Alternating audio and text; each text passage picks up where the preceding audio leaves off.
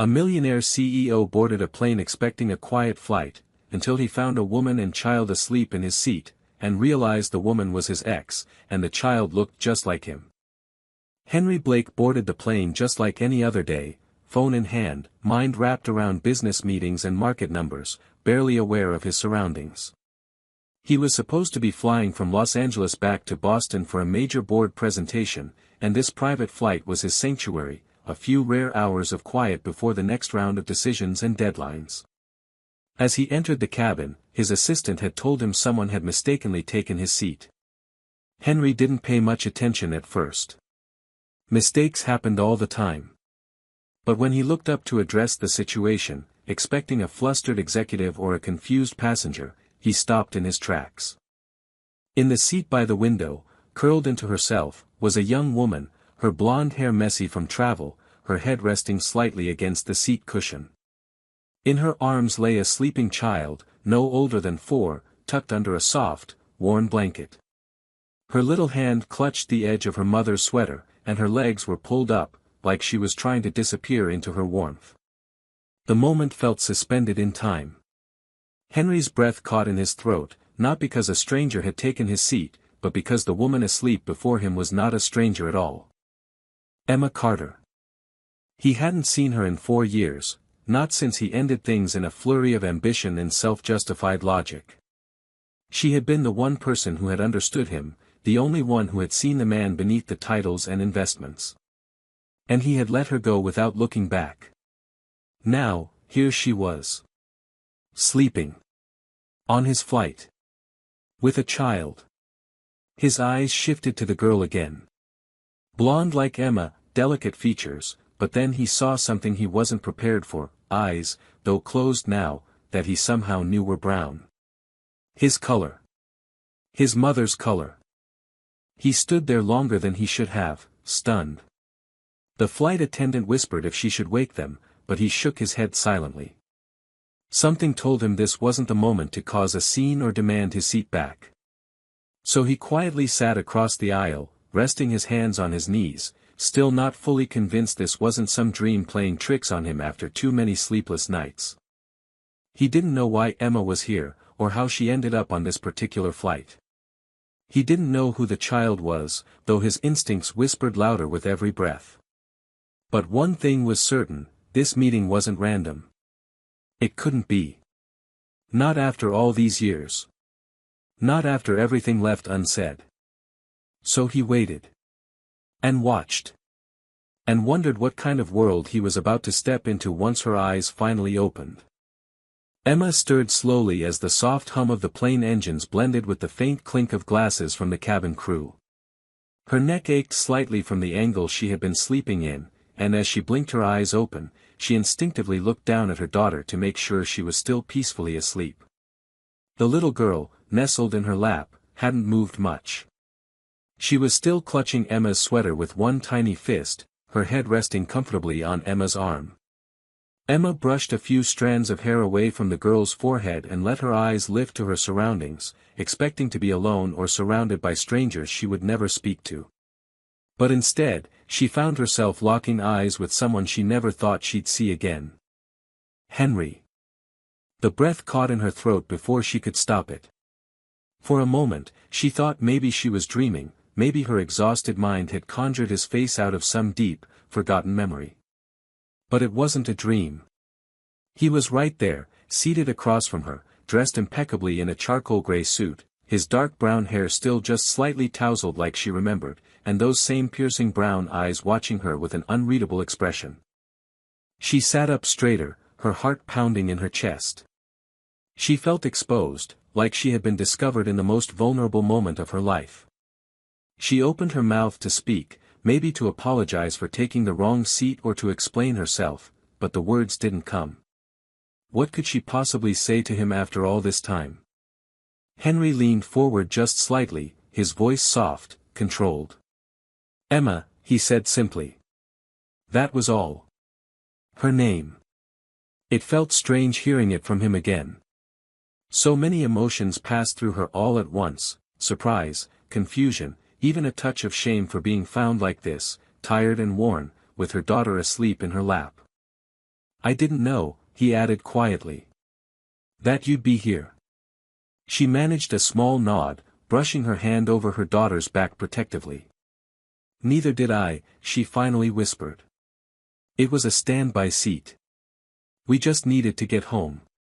She didn't clarify what home meant anymore. She wasn't even sure herself these days. Henry looked again at the girl, his eyes lingering for just a moment too long. She's yours? He asked, though something in his voice suggested he already knew the answer. Emma's jaw tightened slightly, and she nodded again. Her name is Sophie. She didn't elaborate. She didn't owe him that, not yet. There was silence after that, thick and strange, filled with everything they weren't saying. Emma could see the questions in his eyes, feel the tension behind his calm exterior. But what surprised her most was that he didn't look angry or accusatory. He just looked hurt. Confused. Like a man trying to put together pieces of a puzzle he didn't know was missing. She turned her face away, staring out the small oval window at the endless clouds below, her fingers absently tracing circles on Sophie's back. For 4 years, she had imagined what it would be like to run into Henry again. She never thought it would be like this, on a plane, with her daughter in her arms, and no escape from the conversation they both knew was coming. Henry couldn't take his eyes off the little girl sleeping peacefully in Emma's arms. There was something about her face, her delicate features, the way her eyebrows arched when she stirred, even the slight curve of her mouth, that struck him like a memory he couldn't quite place. But it wasn't just her resemblance to Emma that pulled at him. It was the unmistakable familiarity, the reflection of someone else. Himself. He had spent a lifetime surrounded by people who praised him, imitated him, even feared him. But no one had ever looked so much like him. Not until now. He leaned forward just slightly, voice hushed. Emma, is she mine? The words fell into the space between them like a weight, making her flinch ever so subtly. She didn't answer at first, and he could see her thinking, weighing something in her mind. When she finally spoke, her voice was calm but tired. Yes. One word. Heavy, undeniable, real. Henry felt something shift in his chest, as if all the air had been sucked out of the cabin. He had prepared himself for 1,000 possible truths, but hearing it confirmed was like being hit with a force he couldn't describe. Emma looked down at Sophie, brushing a hand over her hair. I found out I was pregnant just a few weeks after you left, she said, her voice low. At first, I thought about calling you. But then I remembered how you walked away without looking back. You said you weren't ready for family, for distractions. You had your life mapped out. And I didn't want to be a burden to that plan. She wasn't being cruel, only honest. Henry heard her words, but he was trapped in his own mind, replaying memories, trying to fit this child into the empty years of his life. He thought about where he was 4 years ago, how obsessed he had been with expansion deals, mergers, a seat at the top. He remembered thinking that anything soft, emotional, or unpredictable would only slow him down. But now, faced with this truth, all those achievements felt hollow. I had a right to know, he said, not with anger, but with grief. Emma looked up, her eyes meeting his. Maybe. But I had a right to protect her too, she replied. And to protect myself. Her words weren't an accusation, more a quiet defense of choices she never wanted to make alone. Henry nodded slowly, understanding more than he wanted to admit.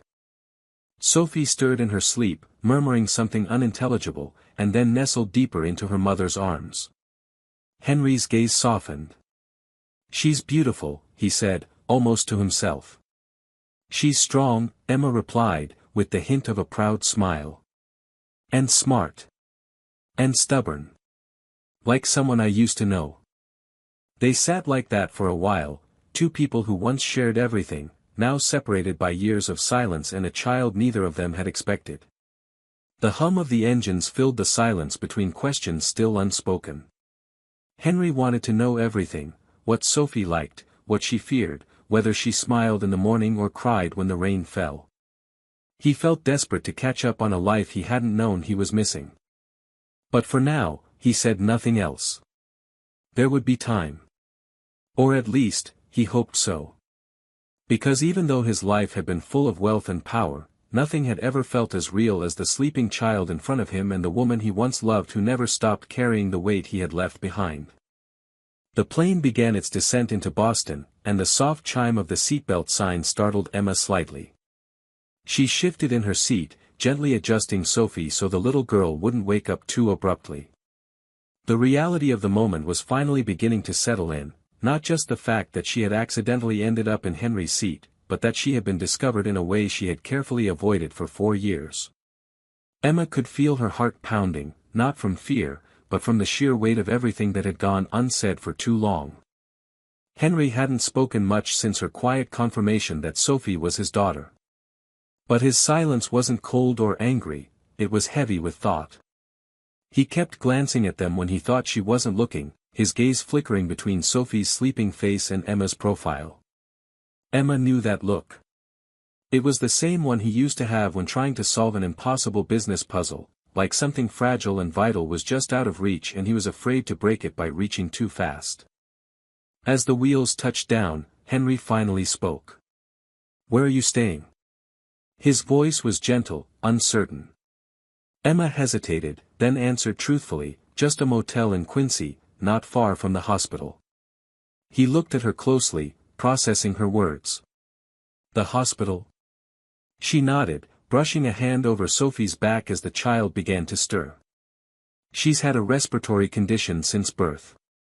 Sometimes she needs treatment we can't get locally. We come here every few months when it gets bad." She said it calmly, but there was a tremor beneath the surface, like she had grown used to saying difficult things without letting them show. Henry's fingers tightened slightly on the armrest. The thought that his daughter had been sick, suffering, and he hadn't known, hit him harder than anything else. It wasn't about blame anymore. It was about loss. Loss of time, of memories he could never get back. But more than that, it was about urgency.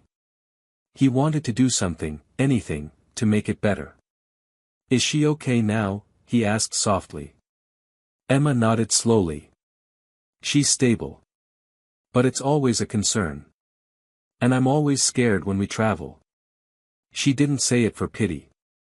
She said it because it was the truth. As the plane rolled to a stop, Sophie blinked her eyes open, confused by the sudden change. Emma leaned down and whispered reassuring words into her ear. The little girl looked up, sleepy and dazed, then noticed Henry. Her brow furrowed slightly, and she stared at him curiously. He smiled, unsure what to say, unsure whether he should say anything at all.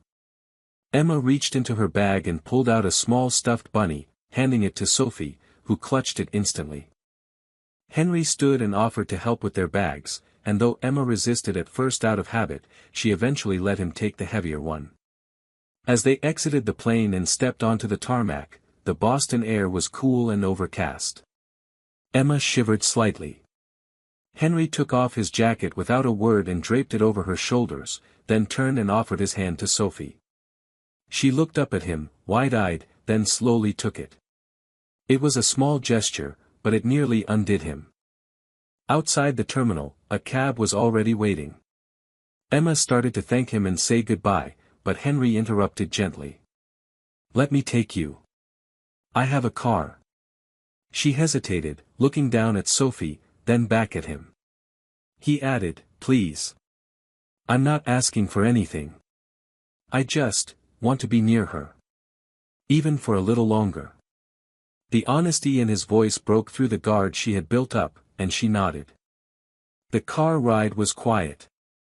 Sophie eventually drifted back to sleep with her head in Emma's lap, and Henry drove with both hands on the wheel, his knuckles white. At a red light, he spoke without looking at her. "Do you hate me?" The question was raw and abrupt. Emma looked at him for a long moment before answering. "No. I don't hate you, Henry. I stopped waiting. It wasn't a jab. It was just how it had been. And in a way, that hurt him more. When they arrived at the motel, Emma got out slowly. Henry followed, setting the suitcase down near the door. Before she went inside, she turned to him. "You can come by tomorrow, if you want. Sophie might like to see you again. I think she already feels something." Henry nodded, words caught in his throat. As she disappeared into the small building with Sophie in her arms, he stood there for a long time, staring after them, feeling for the first time in years like his life was no longer entirely his own. And somehow, that thought didn't scare him at all. The next morning, Henry found himself awake before dawn, something that hadn't happened in years without an alarm or a business call dragging him out of bed. But this time, it wasn't anxiety or responsibility pulling him from sleep, it was a strange kind of anticipation, laced with a guilt that had quietly taken root the night before. He hadn't stopped thinking about Sophie, about the way her small hand had rested in his without hesitation, as if her instinct had already recognized something that had taken him 4 years to understand. She didn't know him, but she hadn't feared him either. That, more than anything, made him want to try. He spent most of the morning pacing. He wasn't sure what the right time was to visit. He didn't want to seem too eager, but the idea of waiting another day felt unbearable. By 10:30, he was parked in front of the modest motel, holding a small paper bag of pastries and fresh fruit he'd picked up from a bakery Sophie might like. He had never shopped for a child before, had no idea what she preferred, but he figured sweetness was a good place to start. Still, his hands shook slightly as he knocked on the door. Emma opened it after a few seconds, her expression neutral but not cold. She had clearly been up for a while, there were dark circles under her eyes, and her hair was tied up in a loose knot. She looked tired but not fragile. In fact, there was a kind of strength in her posture now that hadn't been there when they were younger. She didn't say much at first, just nodded and stepped aside to let him in. The room was small and plain, a single queen bed in the center and a little table by the window where Sophie was coloring quietly, legs swinging under the chair. She glanced up when Henry entered, her eyes lighting up with a recognition that startled him. "Hi," she said shyly, gripping a crayon. "Hi, Sophie," he replied gently, crouching a little so he wasn't towering over her. "I brought breakfast, if you're hungry." She looked to Emma for silent permission, and when her mother nodded, Sophie smiled and said, "Okay," hopping off the chair.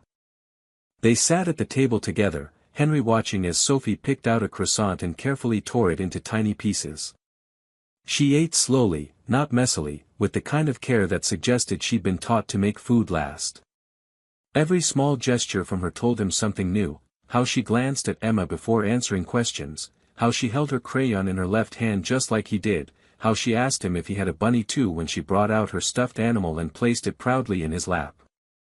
Emma mostly watched at first, unsure of what to expect from the man who had once vanished so easily. But Henry didn't try to impress them. He didn't show off or overcompensate. He simply stayed present. He asked Sophie what she liked to draw, what her favorite cartoon was, what kind of music she liked. When she told him she liked to sing, he asked if she would someday sing for him. She nodded without hesitation. That nod undid him more than any apology ever could. After a while, Emma excused herself to take a phone call from the hospital, and Henry and Sophie remained alone. She showed him her sketchbook, flipping page after page with excitement, narrating each drawing with the clarity of someone who had created an entire world inside her head. One drawing in particular made him stop, it was of a house with 3 windows, and 3 stick figures. One was her. One, he assumed, was Emma. And the third had brown hair and was labeled, "Maybe Dad." He stared at it for longer than he should have, and when he looked up, Sophie was watching him carefully. "Is that you?" she asked, tilting her head. Henry nodded slowly. "I think it might be." She smiled at him, and it wasn't a big smile, but it was the kind of smile that felt like a door opening. When Emma returned, Henry stood and gently handed Sophie a folded note he'd written while she wasn't looking. "You don't have to read it now," he said to Emma. But I wanted to say everything I never said before. And everything I didn't know how to say last night. She nodded and took it without a word. As Henry left the motel room that day, the weight in his chest hadn't disappeared, but it had changed. For the first time in years, he felt like something was beginning, not because he deserved it, but because he was finally choosing to fight for it. Emma didn't open the letter right away. She kept it in her pocket all afternoon while she took Sophie to her hospital appointment, answered questions from doctors, and held her daughter's hand through the same tests they'd done too many times before. But that night, after Sophie had fallen asleep beside her with her bunny tucked under her chin and the blanket pulled up to her nose, Emma sat by the dim motel lamp and slowly unfolded the paper. Henry's handwriting hadn't changed, it was still slightly slanted, with sharp lines and a certain rhythm to the letters. She read the first few lines twice before her heart caught up to the words. He hadn't written a formal apology. Instead, he had written honestly.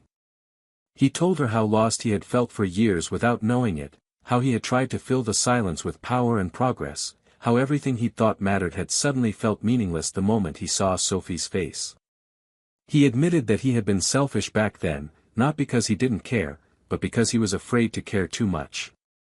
And in that fear, he had walked away from the only thing that had ever made him feel human. Emma wiped her cheek once, then again, not realizing she was crying until the letter blurred. It wasn't just what he had written, it was the fact that she believed him. He had changed. She'd seen it in his eyes, in the way he looked at Sophie, in how gently he moved through their fragile space, never pushing, never demanding. Just present. She folded the letter and set it on the nightstand, then turned off the light and curled beside her daughter, unsure of what the next day would bring, but no longer filled with dread. The next morning, Henry was there again. He knocked gently and waited with coffee for her and a small box wrapped in tissue paper for Sophie. This time, Emma didn't hesitate. She opened the door and smiled. Sophie ran to him, her arms wrapping around his leg as if she had been doing it her whole life. Emma couldn't help but laugh through the tightness in her throat. They spent the day together, not doing anything spectacular, just walking through a quiet park, feeding birds, sitting on a bench while Sophie played in the grass. Henry listened to Emma more than he spoke. He asked about her work, how she had managed all these years on her own, how she had stayed so strong. She shrugged, uncomfortable with praise, but eventually admitted it hadn't been easy. There were nights when she had cried herself to sleep, mornings when she had to choose between food and medication, weeks where she didn't know how they would make it. But she had always kept going, not because she had no choice, but because Sophie was worth everything. Henry felt something inside him unravel listening to her. The life he had lived had never required that kind of courage.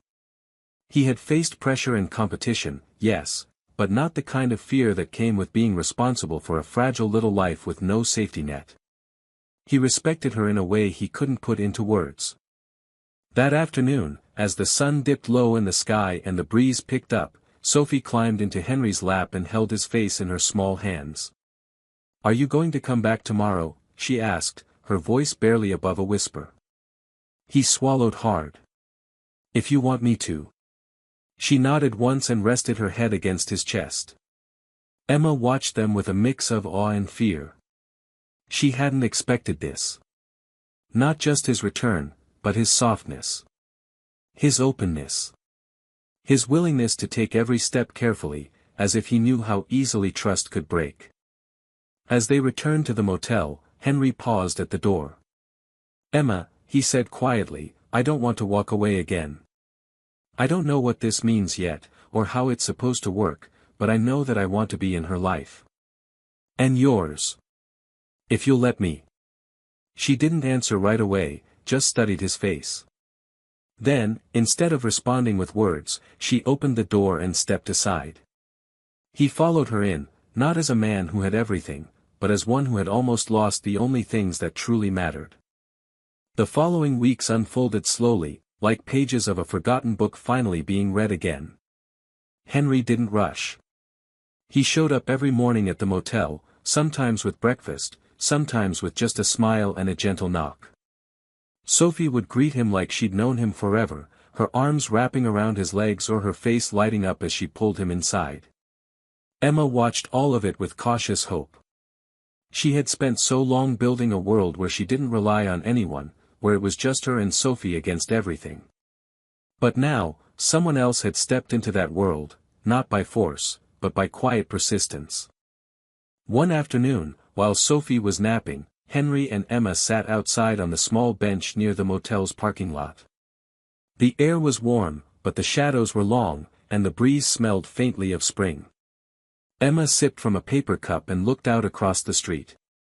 "You're not the same person," she said quietly, not looking at him. "You used to be so, controlled. Cold. Focused like a machine." Henry laughed under his breath, not out of offense but recognition. "I thought that was how success worked," he said. "Keep your head down. Keep your heart shut. Emotions were for people who could afford to be distracted."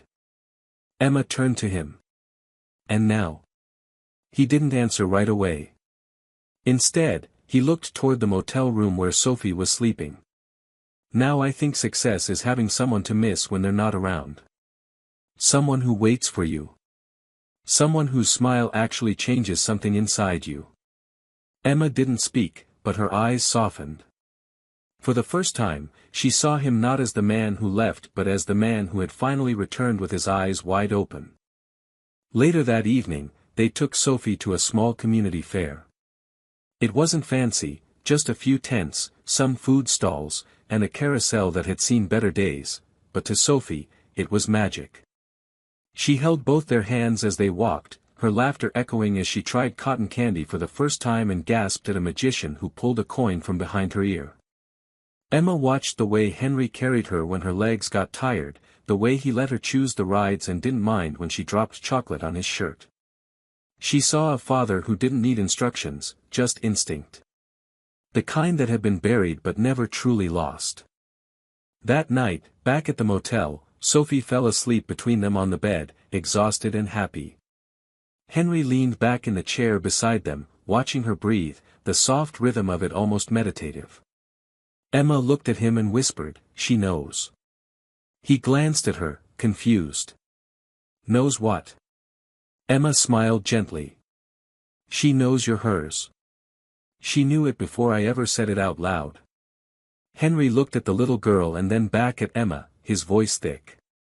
"I wish I had known sooner." She reached over and took his hand. "You're here now. That's what matters." It wasn't a declaration. It wasn't a promise wrapped in perfection. But it was something stronger, truth earned through pain, through growth, through time. They weren't just two people reconnecting. They were rebuilding something new. Not out of nostalgia, but out of the raw pieces of who they had become. And slowly, that felt like something worth holding on to. Months passed quietly, but not without meaning. The small moments, shared breakfasts, bedtime stories, walks through parks with Sophie skipping ahead, began to weave something strong and real between the three of them. The transition wasn't sudden, and it wasn't always easy. There were days Emma found herself withdrawing, afraid that too much joy might collapse under the weight of expectation. There were also days Henry doubted himself, unsure whether he could make up for all the time he had lost. But through it all, they stayed. And staying, they learned, was more powerful than grand gestures. Sophie adjusted faster than either of them expected. She asked questions when she needed to, but mostly, she accepted Henry in the innocent way children accept love, without suspicion, without demand, just with open hands and honest eyes. She started calling him Dad one evening while showing him a drawing she had made at school, and the word hung in the air like a blessing. Henry froze when he heard it, eyes wide, breath caught, but he didn't correct her. He just pulled her into his arms and held her as if he'd been waiting years to earn that one small word. Eventually, Henry suggested they move out of the motel. He didn't push or pressure. He simply said, "You both deserve better than this," and showed Emma an apartment nearby, simple, sunlit, with a second bedroom for Sophie and a little balcony with room for a flower box. Emma had hesitated, but Sophie had danced through the empty rooms like they were made of gold. They moved in 2 weeks later. Emma kept her job at the small bookstore around the corner, and Henry visited daily, even when his schedule was tight. He made time now, because he finally understood time was all he had to give that truly mattered. One evening, just before Sophie's 5th birthday, Henry invited them both to dinner, not at some grand restaurant, but at his townhouse. He cooked for them himself, awkwardly but sincerely, and over slightly burnt pasta and over-salted garlic bread, he told them he'd made a decision. He was stepping away from daily operations at his company. Not retiring, just stepping back. "I missed 4 years," he said, his voice quiet. "I won't miss another." Emma hadn't expected that. She stared at him, tears welling, because for the first time in a long time, she felt like someone had chosen them completely, not in moments, not in pieces, but entirely. That night, Sophie fell asleep on the couch with her bunny in her arms, and Henry and Emma sat beside her in the soft hush of the living room. He reached for Emma's hand, and she let him take it. There was no speech, no dramatic ending, just the sound of breathing, the weight of peace. They had all been broken once, by pride, by fear, by time, but sitting there, they no longer felt like fragments. They felt whole, together. When Henry tucked Sophie into bed that night, she mumbled sleepily, "Are you staying?" He bent down and kissed her forehead. "Always," he whispered. Emma stood in the doorway, watching them with a quiet smile. And in that moment, she realized something had shifted, not just in Henry, but in her. She no longer felt like she was carrying the world alone. For the first time in years, the future didn't scare her. It felt wide, and soft, and good. And as the lights dimmed, and the city hummed outside, they stepped into it, hand in hand, heart to heart, ready for whatever came next.